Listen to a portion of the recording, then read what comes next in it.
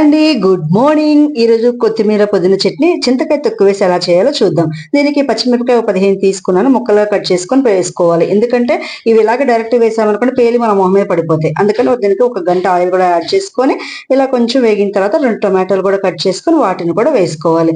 ఆ తర్వాత 2 గుప్పలు పుదీనా, 2 గుప్పలు కొత్తిమీర కూడా కట్ చేసి కొత్తిమీర కాడలతో సహా కట్ చేసి వేసుకోవాలి. ఇవన్నీ వేసిన తర్వాత కొంచెం పసుపు వేసుకోవాలి. ఆ తర్వాత ఒక స్పూను కళ్ళుప్పు కూడా వేసుకోవాలి. కళ్ళుప్పు వేస్తే నా టేస్ట్ బాగుంటుందండి.